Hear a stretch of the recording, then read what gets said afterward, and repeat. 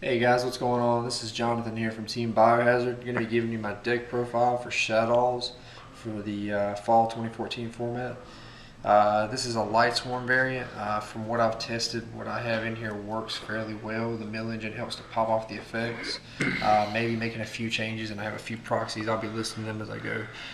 Starting off, we'll be running two Falco, three Hedgehog.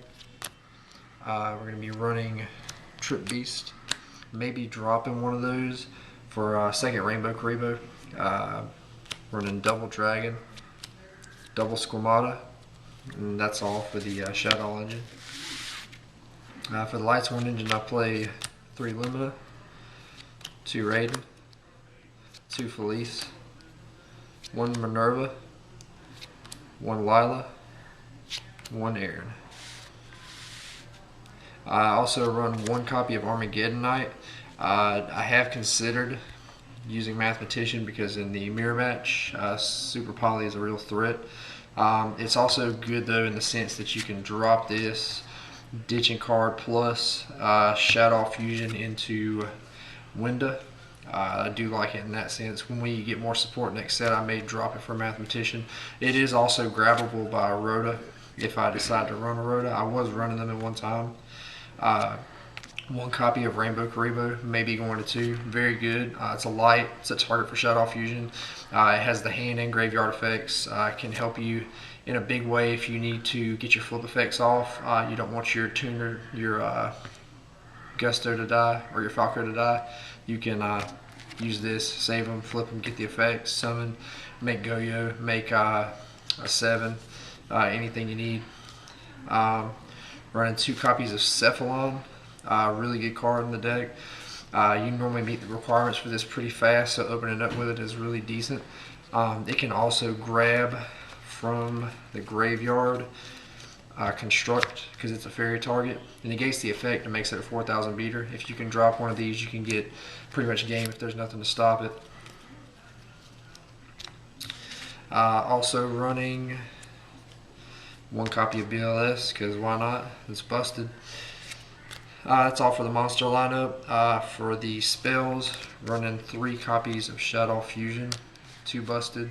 You can use it to send materials from the hand or field, and if your opponent controls a monster from the extra deck, you can send from your deck. Running 2 Solar Recharge. Was keeping that at 3. I did open up with it sometimes and it was dead. When I was running Rhoda, it wasn't so bad. Now that I've had to make room for other things, I'm cutting this down to 2. It's a really good draw engine. They do get their effects. They don't miss timings. That's the last thing to happen if you do mill some off of this. 1 Charge of Light Brigade. Only downside to this is they miss their timing. You do get to add, normally searching for Lumina or Raiden. Opening up with Raiden is pretty good, especially if you have a Rainbow Karibo in hand.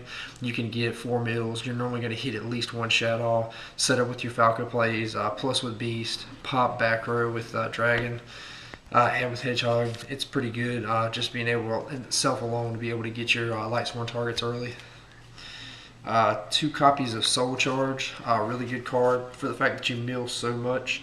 Running 2 copies because sometimes you will mill through the first one, and it kind of sucks. I would be running it at 1 if I didn't mill so hard. Running 2 copies of Super Poly, very good card. Most of your main meta decks are light and dark decks. Insanely good against Bujins.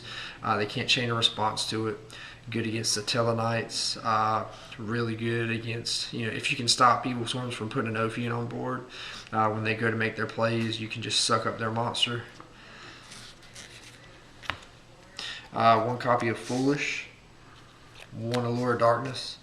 And that's all for the spell lineup. I am running 1 trap. It is debatable at the moment. I do like Shadow Core for the fact that I mill very hard. This card allows you, when it's sent to the graveyard by card effect, to grab back a Shadow spell or trap. You can use it to grab your fusions back. I will normally end up milling one of the fusions early game, and being able to ditch this with Lizard or Squamata makes it really easy to grab your fusions back, making some good plays and filling the graveyard for your BLS and Cephalon. Onto the extra deck, I'm running 2 copies of Shadow Winda. I'm proxying one at the moment kind of expensive, kind of hard to get a hold of. Running 2 copies of Shaddoll Construct.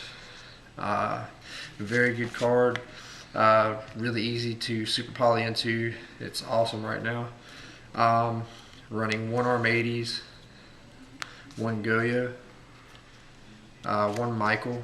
Really easy to make with the Lumina rating. As fast as you fill up your graveyard, they're very easy to make. 1 Arcanite, easily one of the best 7s in the deck. Being able to clear your opponent's field of 2 cards, just throw it in deef, super poly, suck it up, and make construct. This is my other proxy, 1 Ancient Sacred Wyvern, really good card. I've had games where I was able to put this on board with Michael, banish a card. My life points may have been significantly higher than my opponent's. Attack with Michael, attack with this for game. Makes really good pushes. 1 copy of Stardust Dragon. You can make 8s. Right now I do have a Crimson Blader in here. Probably going to be dropping it for the simple fact that I don't really make this much. It costs a lot to make an 8. You do have situations where you will have an 8. Stardust is good. It's too good not to have in here because a lot of decks do like to destroy. Then I'm also running 1 Leo. Very easy to make. Very, very nice card in this deck. A good combo to have is to have Construct on the field with a Falco, because the fusions say that if they are sent to the graveyard, period, you can add your spells and traps back. So you can flip Falco, plus off of Falco, set a card, sink 10, get your Shadow fusion back, make Leo, he can't be targeted. Then you are able to add back from the graveyard your Shadow fusion and fuse again. Make a window, shut your opponent out. And there is 1 more card in here at the moment that I'm using. I am running 1 Castell. I would like to have a Silent or Arc. Those would be the 2 rank 4s I would run.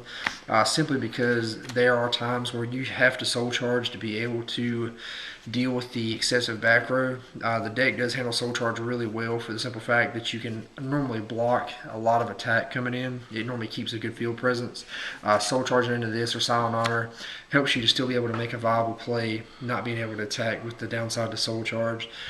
This, Arc, Michael, they're all, Arcanite Magician are really good plays to make under a soul charge. Just having other options.